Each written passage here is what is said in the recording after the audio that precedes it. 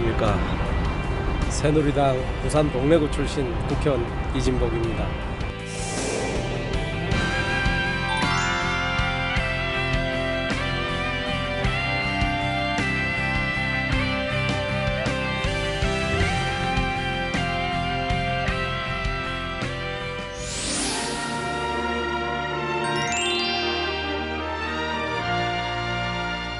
아버지가 참 좀 살림을 잘못 사셨는가 여러 가지 가정적으로 어려움이 많아서 참 학교를 다닐까 말까 하는 고민도 많았던 시기였어요.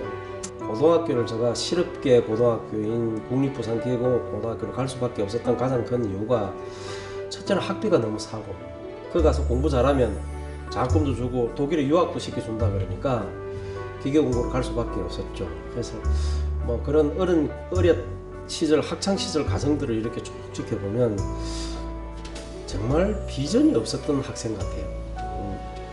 집이 어려우니까 그 한 고비를 넘기 위해서 하루를 사는 것 같은 느낌이 들 수밖에 없을 정도로 힘들었지만은 제가 기계 공부를 가고 나서부터 어쩌면 조금 삶에 대한 눈을 떴다 그럴까요? 남들보다 일찍 아픔도 겪어봤고 남들보다 일찍 어떤 사회의 흐름이라는 것을 또 느껴볼 수 있었던 그런 시기였기 때문에 저로서는 사회생활을 하는데 고등학교가 큰 도움이 됐고 지금도 저는 뭐 기계공고 졸업한 거라 자랑스럽게 생각하고 있습니다만은 그때 친구들이 늘 저 주변에서 좋은 자이기도 하고 저 미래에 대한 지표를 설정해주는 친구이기도 하고 그래서 참 소중한 친구들을 많이 만날 수 있었던 그런 시기였다. 뭐 이렇게 해고가 되네요.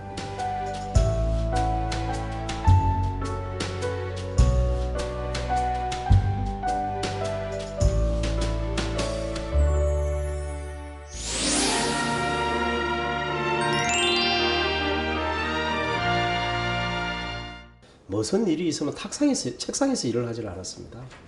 저는 늘 현장에 쫓아나갔습니다. 먼저 가서 사람을 만납니다. 민원이 일어났다는 이야기는 일이 잘 되고 있다는 이야기가 절대 아닙니다. 분명히 문제가 있다는 이야기거든요. 근데 문제가 있는 사람의 이야기를 들어주려 하지 않는 자세는 저는 잘못된 자세라고 생각합니다. 그래서 현장에 가서 그 사람이 주장하는 내용이 옳든 그르든 그 이야기를 듣는 것부터 시작이라고 생각합니다. 저는 지금도 어떤 민원이 있든지 간에 현장을 갑니다. 제가 국정감사를 하기 전에 주로 7, 8월에 현장 방문을 합니다. 현장에 가서 그런 소외된 사람들의 이야기를 듣는 것이야말로 정치의 시작이다. 민생의 시작이라고 저는 생각합니다. 우리 동네는 1500년의 역사가 담겨있는 역사와 충주의 고장이라고 할 수 있습니다.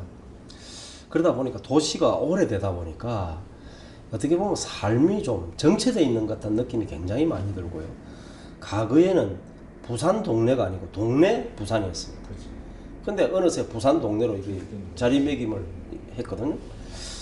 그러다 보니까 동네가 좀 많은 사람들 속에서는 낙후된 도시, 사람이 떠나는 도시 이런 느낌을 줄 수밖에 없습니다. 그리고 다른 지역처럼 빈 공간이 토지가 있어서 새로운 뭐 건물이 들어선다든지 공장이 들어선다든지 대학이 들어설 수 있는 이런 공간도 없습니다. 우리 동래구는 아주 밤같이 그렇게 생겼습니다.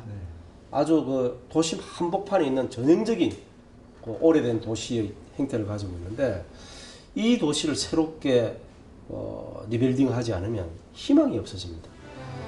과거에는 동네에 사람들이 몰려왔습니다. 이제는 그런 것들이 전부 보편화되다 보니까 특색이 없는 도시로 되는 것 같아서 동네를 어떻게 새롭게 바꿀 것이냐.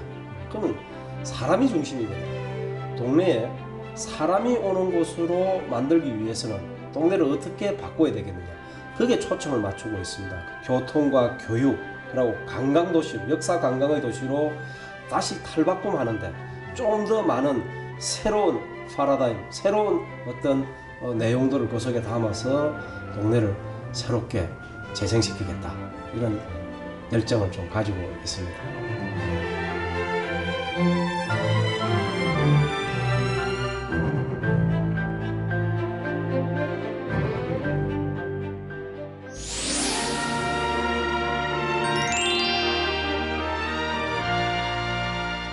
19대 의정활동은 18대 선상에서는 해야 된다고 생각하고 있습니다.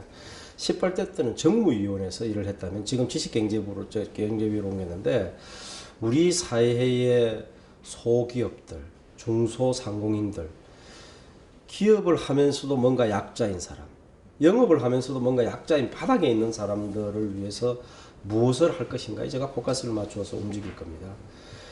지난 국정감사에도 그런 일에 주로 초점을 맞춰서 일을 해왔듯이 이번 4년 동안에도 소상공인과 중소기업 그리고 우리 사회의 상대적 약자들을 위해서 의정활동을 하는 것은 변함이 없습니다.